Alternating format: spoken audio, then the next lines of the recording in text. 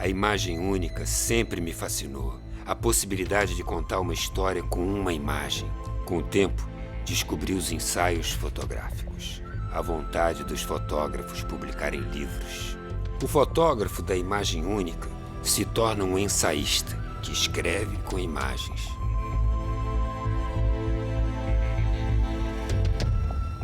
Já há muito tempo eu comecei a fazer histórias de fundo, em que não era mais uma foto. Eu sempre pensei num grupo de fotos.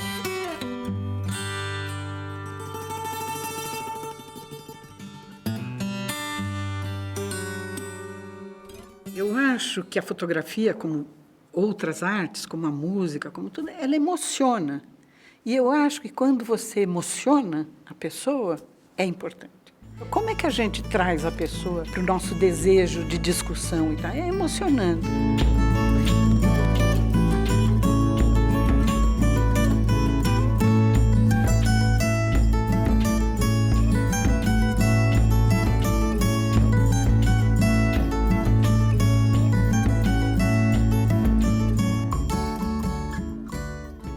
Documentar é, sobretudo, aprender valores e reconhecer valores.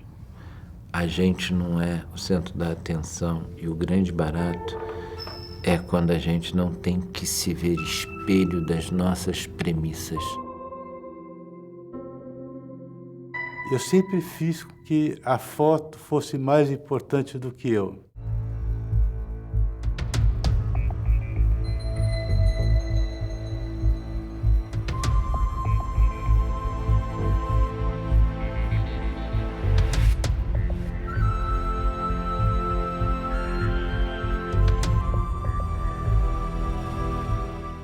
Eu vejo a fotografia como um caminho de autoconhecimento, uma poderosa arma de encontrar o mundo. Existe uma outra realidade interpenetrando essa realidade a todo instante e que eu preciso só não ver só com os olhos.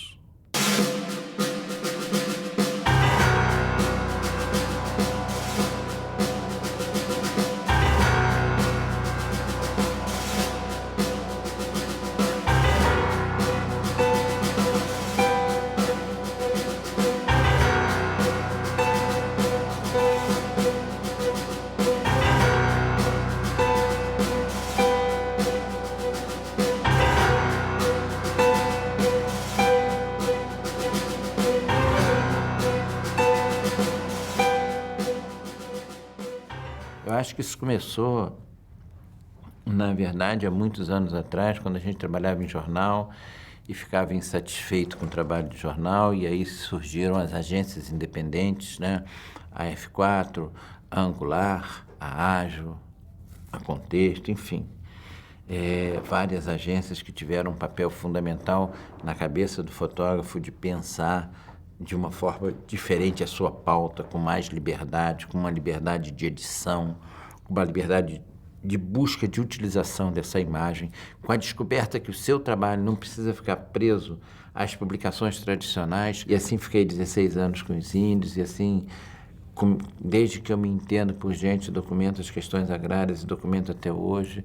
Então, eu me acho muito privilegiado, eu documento tudo que eu acho que tem beleza.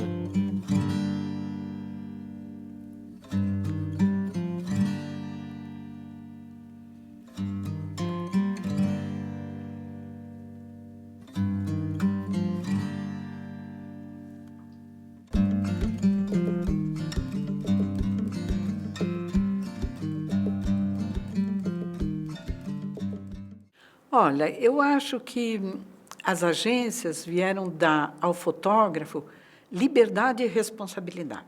A gente tinha noção do que a gente estava fazendo para a revista e do que a gente estava fazendo para nós. Por exemplo, foto que eu não queria que publicasse, eu não mando, eu editava o meu material. Quem que ia se interessar pela FEBEM, sabe? Para botar um fotógrafo dentro da FEBEM? Não era interessante. No meio da ditadura militar, ninguém queria fazer denúncia. Por exemplo, essa pauta do Sisal foi oferecida para todas as revistas brasileiras. Ninguém quis. a alemã comprou. Foi um passo relevante nessa nova qualidade de documentação.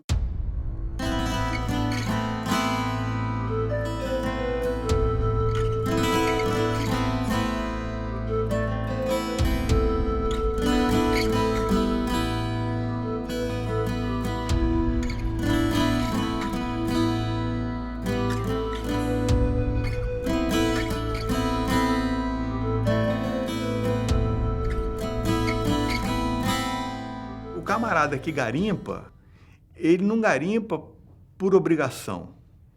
Ele não é empregado. Eu sempre me impressionei com esse personagem que se submete, né, a uma condição extrema e que ele se submete pela ambição de ficar milionário. Eles são todos independentes. 99% dos casos vão trabalhar a vida inteira, não vão ganhar nada e continuam trabalhando. Está centrado nessa mão de obra, que é duríssima. O cara faz um túnel de 400, 500 metros para dentro da terra, pequenininho, com carbureto, um cheiro danado. O cara, se destrói na ganância de que ele vai ficar milionário hoje. Eu quase fiquei também com a febre do bamburro, né? Porque eu comecei a frequentar eu fiquei durante 3 anos frequentando esse garimpo. E em algum momento eu achei, um desses caras que eu estou aqui fazendo amizade, né, que eu estou fazendo contatos, vai acertar nas pedras. E eu vou poder fotografar o momento dessa loucura, né, de achar $1 milhão com a picaretada. Acordei 6 horas da manhã, me preparei, me arrumei e parti para o Hospital São José. Chegando lá, estava cercado. Você sabia como era no Chile, né? Aquela loucura toda. Eu digo, eu não vou entrar pela porta, porque senão vão me deixar. Apesar de eu estar escondido, com a câmera escondida, debaixo da camisa. Nós temos um camisão para esconder a máquina por baixo, nessa laica aqui. Aí, fiquei lá circulando, achei uma entrada por trás do hospital, numa porta, entrei. Quando eu chego lá no porão do hospital, está o Neruda lá, com a dona Matilde, aquele homem, um prêmio Nobel de literatura, massacrado, foi morto pela ditadura do Pinochet. Aí saímos dali daquele porão ali, o corpo foi levado lá para outra área do hospital e arrumaram o corpo, puseram no caixão e tal, e eu fotografando, documentando aquilo tudo. Aí chegamos lá na La Chascona, que você conhece. Havia um riacho, no pé da casa do Neruda, lá em cima, havia um riacho, que aquele riacho tornava-se um rio, porque os militares quebraram. Quebraram lá o açude lá em cima e virou um rio. E aí, como que a gente ia passar? Aí tivemos que improvisar uma ponte, aquela meia dúzia de amigos do Neruda, que foram com a dona Matilde e o corpo, fizemos uma ponte, construímos ali uma ponte com madeira, tábua, porta ali que arrancamos dali, e passamos. Chegamos lá em cima, na casa do Neruda. A casa dele estava literalmente destruída. A biblioteca, estava tudo acabado. No dia seguinte, saímos para o cemitério, que foi uma coisa linda. Aí começou a chegar gente, o hino internacional e o exército cercando. Naquele momento que o caixão entrou, eu consegui subir no túmulo, e estava eu e um fotógrafo do Paris Mate, eu acho. Foi emocionante. Eu acho que foi o momento mais emocionante da minha carreira.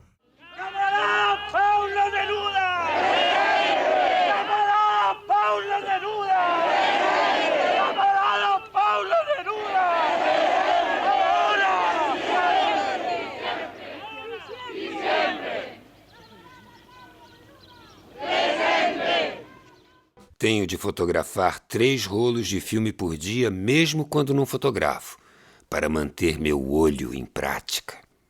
Joseph Kudelka. O meu foco, que me faz acordar de manhã e dormir à noite, esperando o próximo dia, gira 100% em torno desse mundo que eu criei na minha cabeça. Que ontem foi Haiti, antes de ontem foi no Sertão Baiano, hoje está sendo na África, amanhã vai ser em algum outro lugar.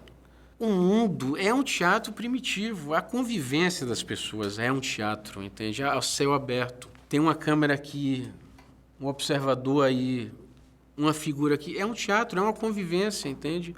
Todo mundo tem algo a dizer para a câmera, nem que seja rejeição dela. Há alguma mensagem embutida em cada ser humano, em cada pessoa. Vamos pegar o Haiti como exemplo. é uma sociedade arcaica, muito ligada aos elementos, eu poderia dizer talvez até um pouco primitiva, muito religiosa. E eu, por ser branco, por ser um fotógrafo, por ser um estrangeiro, por estar buscando algo que para eles é normal, já é uma diferença muito grande, entende? Então, o simples fato de eu estar ali já vai criar uma reação em cadeia.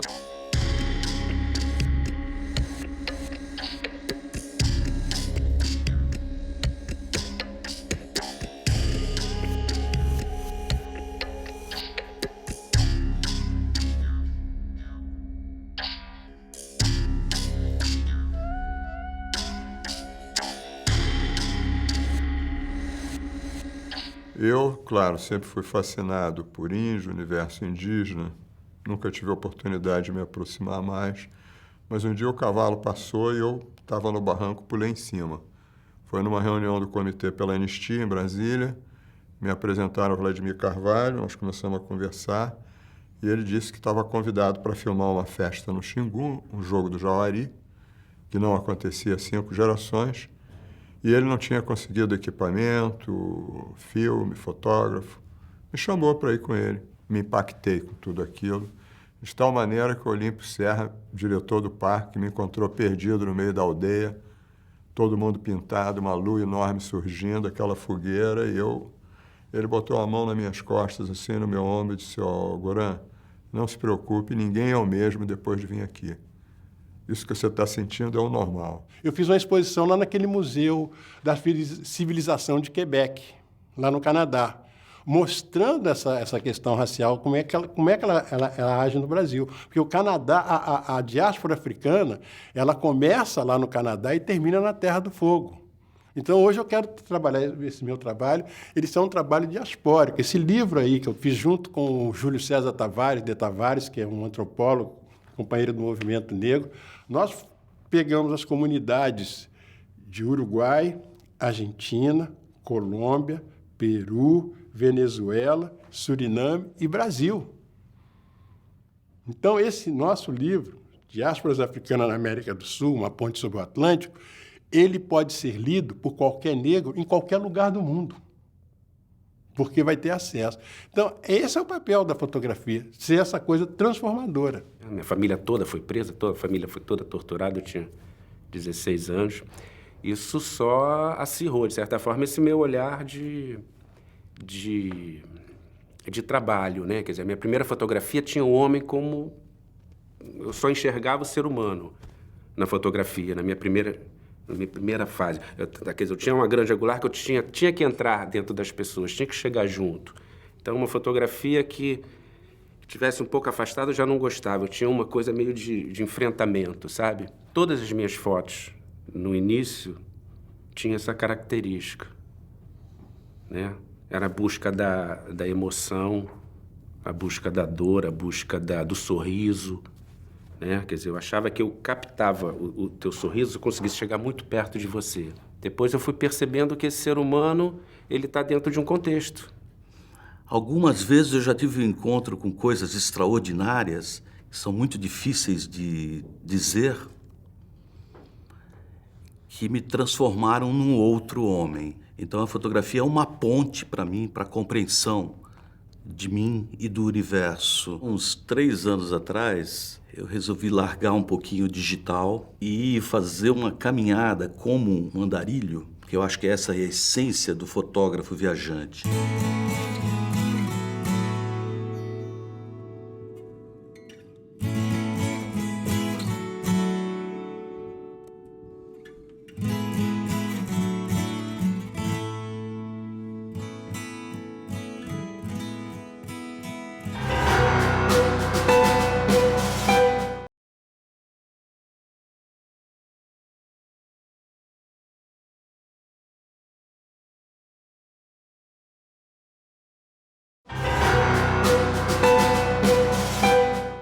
Eu faço primeiro para mim.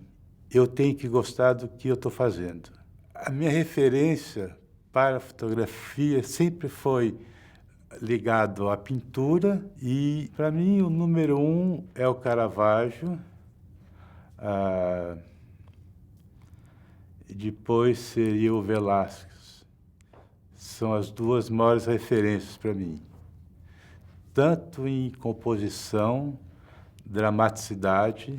O sonho de fazer livros, eu acho que depois de todos esses anos que eu trabalhei, eu acho que tem coisas que estão acumuladas que, de alguma forma, eu precisaria pôr para fora. Seria bom através de livros, porque seria uma coisa para poder ficar, sei lá, para daqui 10, 20 anos, o seu filho ou o seu neto, alguém possa abrir e ver alguma coisa dessa época. Mas hoje eu estou muito mais ligado às questões que o meu trabalho, para onde ele aponta, entendeu?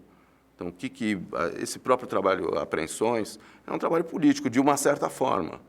Não na literalidade política que ele parece ser, de um certo denuncismo, nada disso, entendeu?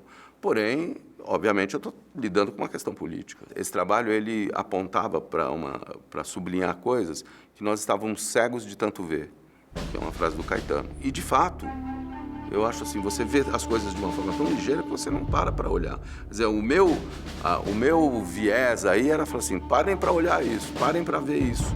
E fiz isso, obviamente, estetizei isso de uma forma que as pessoas pararam para ver. Trabalhos Noturnos tem um quê de futurismo, um quê de fantástico. É uma São Paulo que existe e não existe. Ao mesmo tempo que eu acho que dá para reconhecer que é São Paulo, nesse ensaio que eu fiz com Polaroids, é difícil de identificar onde foi feita. Mas isso também é uma outra característica do meu trabalho, que eu sempre gosto, sempre me interessa aí meio no limite do real e do imaginário, do que é verdade, do que não é. Eu gosto de brincar com esse paradoxo. Noturnos é um trabalho muito marcante para mim, porque tem uma relação muito grande com a minha própria cidade. Foi uma maneira de conhecer melhor a cidade onde eu nasci e onde eu vivo, que é uma cidade muito grande. A gente não consegue entender o todo, não consegue captar o que é uma cidade das dimensões de São Paulo. Sair à rua para fotografar é uma descoberta de uma outra cidade. Se observarmos a fotografia, veremos que o silêncio que a sua contemplação exige a aproxima mais da literatura do que do cinema. O meu foco, acho que do meu trabalho nos últimos anos, enfim, acho que desde quando eu comecei a fotografar, é muito voltado aos projetos autorais, de ensaios fotográficos de mais longa duração, onde o objetivo final é um livro. Acho que o lugar onde a fotografia talvez encontre o seu lugar é o livro. Sabe? Eu acho que o livro é onde a obra se consolida, onde a obra fica, onde a obra ganha outros mundos, né? Onde a obra vai para as bibliotecas, vai para a casa das pessoas. O que era o show de Graciliano? Uma grande exposição, seria a maior exposição que foi sobre o Graciliano Ramos, e foi um mergulho assim maravilhoso, porque eu voltei a ler a obra do Graciliano Ramos. Eu comecei a identificar coisas assim, que tinha muito a ver com o que eu gostava de fotografar, que na paisagem tem uma força, tem uma importância, obviamente, que é a paisagem do sertão. Mas a importância é o homem, são as relações dos homens, né, com aquela paisagem, com aquele lugar. Uma ONG chamada Imagens da Vida me chamou para fazer oficinas de fotografia com crianças na África. Aí que eu tive esse insight de contar um pouco da história da África, a partir da minha visão, que no Brasil a gente tem uma população de 50% de negros, né?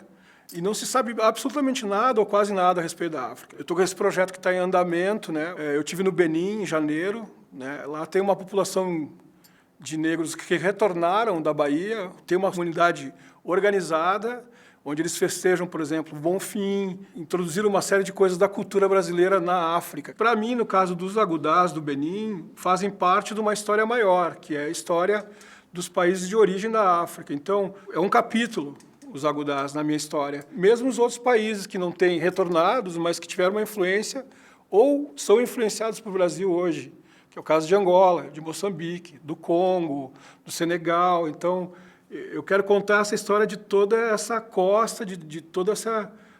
Da onde vem a diáspora que formou o povo brasileiro. Esse trabalho dos Jogos Indígenas foi bem bacana. O vencedor comemora com o derrotado e vice-versa sempre. Tem trabalhos que marcam a gente, né? Esses trabalhos na natureza me marcam muito. Você vai para uma outra realidade ali no meio da natureza, é muito bom. Acho que a melhor coisa de ser fotógrafo é isso, né?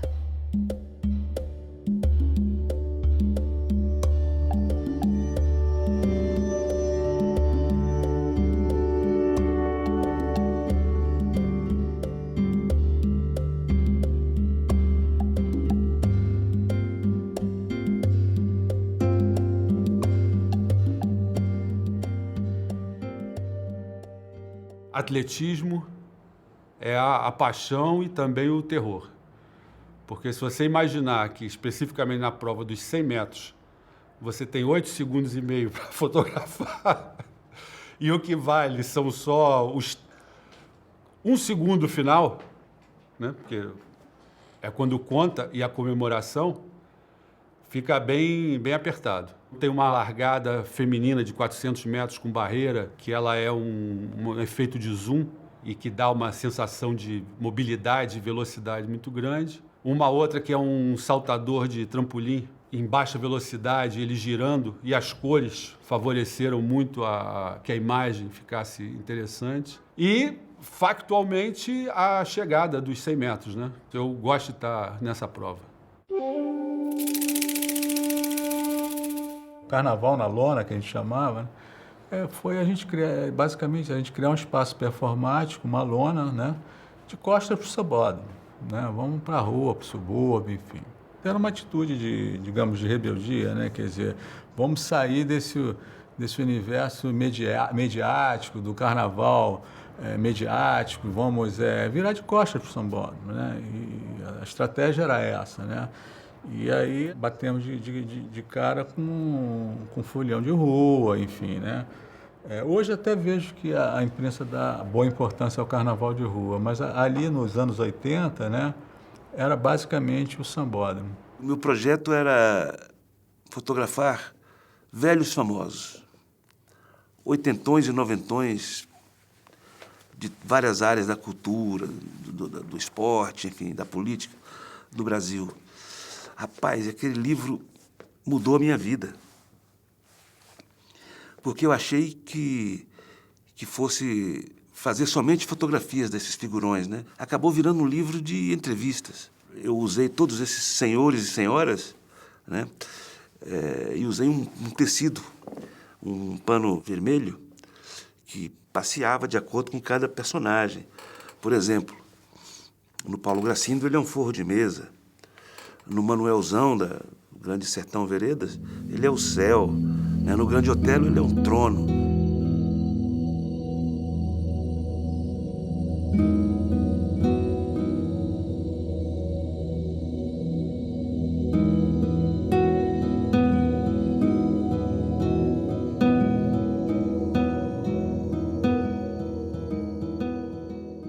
Nós nos tornamos aquilo que contemplamos. Nós moldamos nossas ferramentas e, em seguida, as nossas ferramentas nos moldam. Marshall McLuhan.